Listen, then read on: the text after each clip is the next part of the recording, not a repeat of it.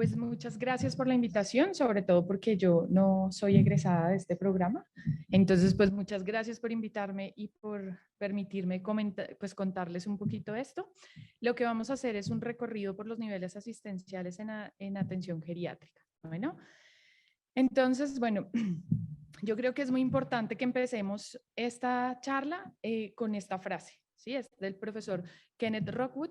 Y entonces él lo que dice es que cada vez más los pacientes son multimórbidos, complejos.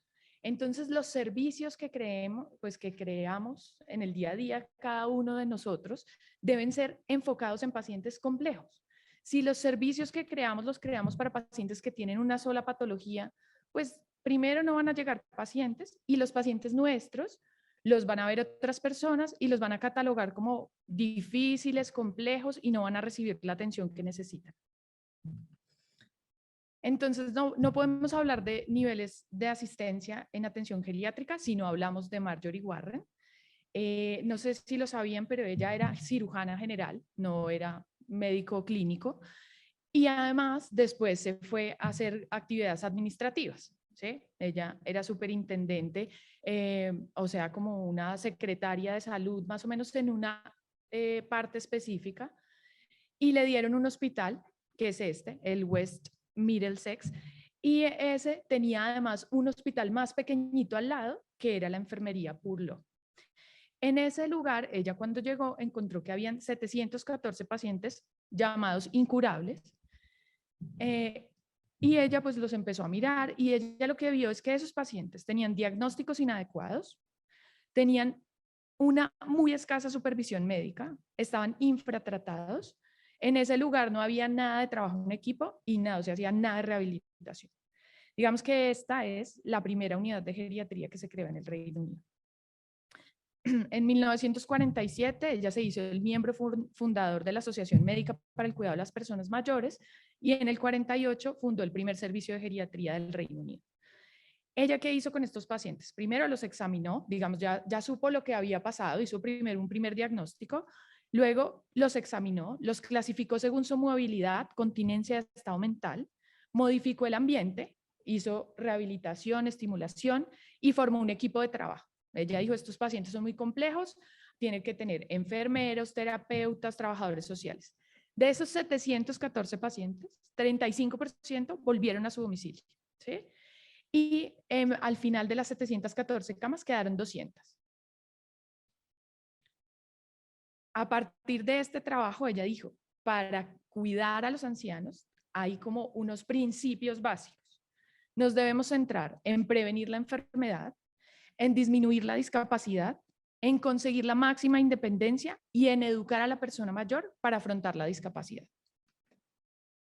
Hay otro personaje que no hablamos nunca, pero que también es uno de los fundadores de la geriatría, y es este ortopedista Lionel Cousin, que en 1958 fue el fundador de la Sociedad Británica de Geriatría. Él hizo una unidad de geriatría, digamos también más o menos un trabajo parecido al que hizo la doctora Marjorie Warren, y hizo el primer hospital de día geriátrico.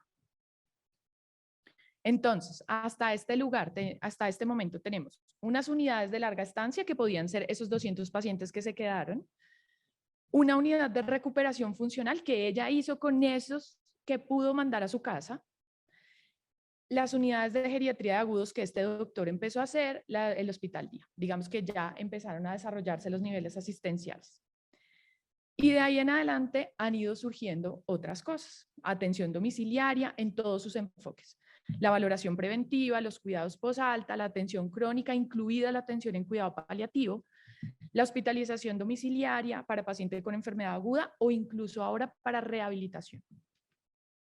La consulta externa, las instituciones de cuidados de larga duración, los centros día y cada vez más, no solamente a partir de la pandemia, pero la pandemia hizo que pensáramos mucho más si la telemedicina también podría ser un nivel asistencial. Y ayer la doctora Arlet nos habló también un poco de cómo utilizaba la telemedicina en su programa. Entonces, ¿qué tenemos que hacer? ¿O para qué son los niveles asistenciales y cuál es su objetivo? Dar a las personas una atención que cubra todas sus necesidades. Muy importante, los niveles asistenciales se desarrollan enfocados en la función de las personas y con 3 pilares fundamentales: la detección precoz de la fragilidad, la continuidad de los cuidados y la coordinación entre los niveles asistenciales. Es decir, que si las necesidades de las personas cambian, los pacientes pueden ir rotando entre los niveles asistenciales. ¿Y por qué el enfoque centrado en la función? Entonces, a ver, esto se ve, sí.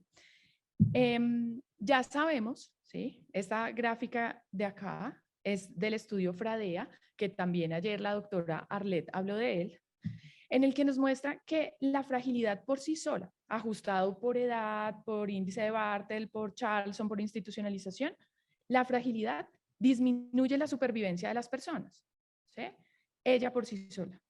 Y además sabemos que las personas frágiles, cuando se enferman, tienen este curso en su funcionalidad. Normalmente empiezan en una funcionalidad que no es el 100%, pero cuando tienen una enfermedad aguda disminuye, a veces puede mejorar un poco, pero nosotros queremos que vuelvan a estar lo más parecido a la funcionalidad que tenían antes de la enfermedad aguda. Entonces, es así como hace un tiempo se hace la clasificación de niveles asistenciales, teniendo en cuenta la funcionalidad con la que entran las personas y, por supuesto, pues también si la enfermedad que tienen es aguda o no, ¿sí? Entonces, aquí ya nos dicen que si una persona necesita recuperación funcional, su grado de deterioro es leve, el apoyo social es adecuado, podría ir a un hospital día, ¿sí? Diferente que si su grado de funcionalidad es moderado o grave, que necesitaría, por ejemplo, una unidad de recuperación funcional. Lo mismo acá. ¿Cómo está su situación funcional basal? ¿Qué tipo de alteración o la temporalidad de la alteración? ¿Y cuál sería el mejor nivel asistencial donde podría estar esta persona? Todos estos niveles asistenciales tienen más o menos evidencia, pues en algunos aspectos, los más importantes en geriatría, la mejoría de la autonomía funcional, la reducción de la institucionalización, la supervivencia y la reducción de estancia y costes. Probablemente probablemente no, los que más evidencia tienen son las unidades de geriatría de agudos, ¿sí? En las que además se ha demostrado una reducción de la relación estancia-costes, y las unidades de recuperación funcional también tienen bastante buena evidencia, lo que pasa que en la reducción de costes, digamos que no han demostrado tanto. Pero todos los niveles asistenciales tienen buena evidencia y si se usan de la forma adecuada. Entonces, para que un nivel asistencial funcione de la forma adecuada, ¿qué necesitamos? Seleccionar adecuadamente el paciente. Como les dije, lo ideal, prefrágiles y frágiles, pero sabemos que tenemos niveles asistenciales que están enfocados en personas dependientes, ¿sí? Discapacitadas.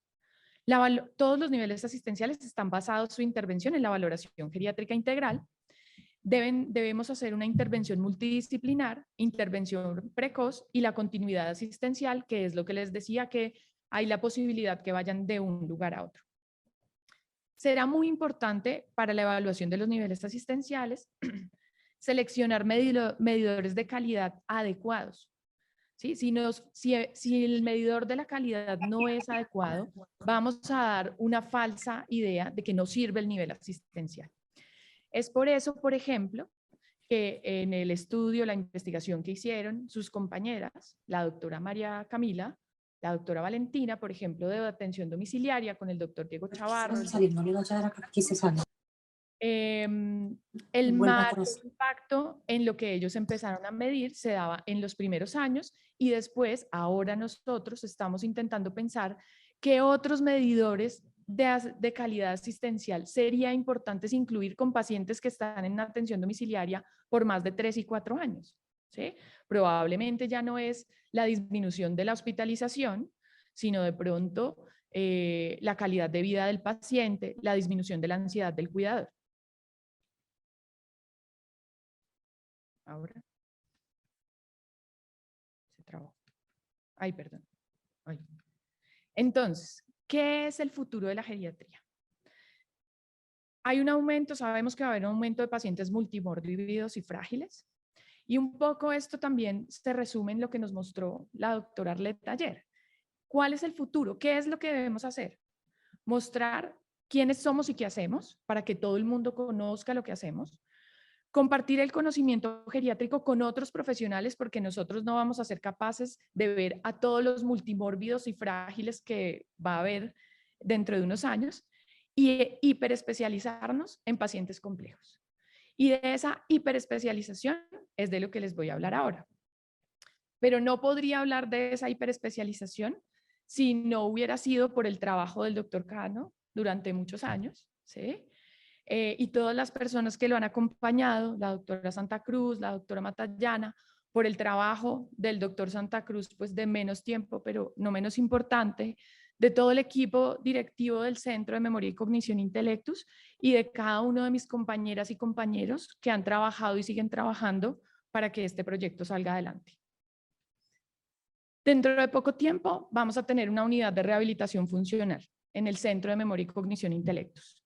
Vamos a tener 30 camas, 2 geriatras, enfermeras, auxiliares de enfermería y terapeutas. Pero no solo eso, vamos a tener acompañamiento de fisiatría, neurología, psicogeriatría y psiquiatría de enlace, neuropsicología, psicología y nutrición.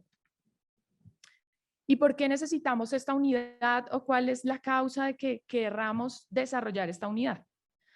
Pues que ya sabemos, como lo hemos dicho ya varias veces, que tenemos pacientes con comorbilidad y polifarmacia, frágiles, probablemente con poca reserva fisiológica, en los que en algunos el impacto de la enfermedad aguda es muy alto, ¿sí?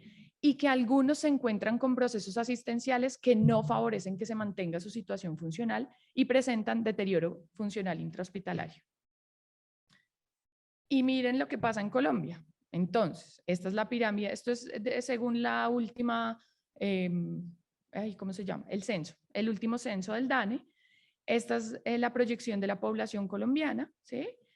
Y ahora, el 4% de las personas que respondieron la encuesta tenían discapacidad y el 14% tenían 60 y más años. Así que tenemos que evitar que los pacientes que vemos vayan a la discapacidad, porque si no, vamos a tener un porcentaje de personas discapacitadas muy altos y eso no lo queremos. Nosotros luchamos contra esa discapacidad dentro de lo que podemos. Entonces, las unidades de rehabilitación funcional son unidades de trabajo multidisciplinar para pacientes estables con potencial rehabilitador o resiliencia física, como en algunas partes se dice, que es esa capacidad de volver a su estado de salud previo después de una enfermedad aguda, ¿sí? Y que es difícil de cuantificar exactamente porque ya sabemos que no solo depende de la situación física de las personas, sino también de su situación psicológica y social. Para retornar al domicilio, ¿sí? Como lo que vimos al principio que hizo Marjorie Warren, volver al domicilio. Esta gente tiene que volver a la comunidad. Y este nivel asistencial es muy importante porque es el primero en el que se demostró el beneficio de la valoración geriátrica integral en el tratamiento de los ancianos. En estas unidades se trabaja por protocolos de prevención y manejo de síndromes geriátricos, planificación al alta, con una estancia media entre 18 y 35 días. Y hay unidades generales, que es lo que vamos a tener nosotros, una unidad donde va a ir todas las personas que ustedes encuentren en el hospital que crean que podamos ayudar a disminuir ese riesgo de discapacidad, pero hay otros hospitales o centros que hacen pequeñas unidades muy especializadas en ortogeriatría o en ictus, ¿sí? Pero nosotros pues vamos a tener todo. Los estándares de calidad son estos que estamos trabajando y trabajaremos para cumplirlos, por supuesto. Una ganancia funcional al alta o lo que también se llama la ganancia funcional global mayor a 20 puntos en el índice de Bartel, y esto es el Bartel al alta menos el Bartel al ingreso a la unidad. ¿Listo?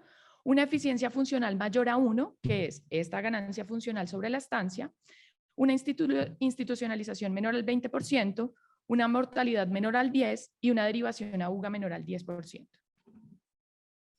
Vamos a trabajar en estos 4 puntos, ¿sí? Estos 4 M's que son lo importante en los servicios de salud creados para ancianos. Nuestra rehabilitación va a estar orientada por los deseos, preferencias, valores y objetivos vitales de nuestros pacientes. Tendremos unos protocolos de desprescripción desde el ingreso. Estaremos pendientes del tratamiento y diagnóstico precoz del delirium, diagnóstico de demencia y depresión. Y obviamente, pues la movilidad, porque es un centro de rehabilitación, será uno de nuestros fuertes. Entonces haremos rehabilitación geriátrica integral, no solo física, sino también cognitiva, porque estaremos pendientes de estos síndromes geriátricos de los que les dije, nutricional, pero también queremos centrarnos en la inclusión social y hacer rehabilitación basada en la comunidad. Estamos trabajando en un programa educativo que no solamente saldrá del Centro de Memoria y Cognición e Intelecto, sino de todos los compañeros del servicio y del instituto, y queremos trabajar en campañas para eliminar el estigma hacia la vejez. Esta diapositiva es del doctor Santa Cruz, me la prestó, pero en esta tenemos como la inclusión de todos los niveles asistenciales que pronto vamos a tener. En este está incluido el trabajo del Centro de Memoria y Cognición Intelectus, del Hospital San Ignacio y del Centro de Salud Mental Comunitaria. Entonces, tenemos, ustedes ya conocen las clínicas de diagnóstico interdisciplinario, la principal, la clínica de memoria, pero con los compañeros, el doctor Heredia, el doctor Coca, estamos trabajando en la clínica de caídas, también un trabajo que había empezado el doctor Luis Carlos Venegas, con la doctora Chimbi también, la clínica de sarcopenia, o los hospitales día, que tenemos pues el que ustedes ya conocen de psicogeriatría, pero se va a potenciar también el hospital día de rehabilitación física, la atención domiciliaria, la consulta externa, la extensión hospitalaria, la unidad de media estancia o rehabilitación funcional, que es de lo que les he hablado, la unidad de larga estancia, que en nuestro caso será una unidad muy centrada en pacientes con muchas necesidades neuropsicogeriátricas, camas para respiro, que son descansos familiares, la UGA y la unidad de salud mental, los equipos de salud mental para viejos, la unidad de prevención del deterioro en la que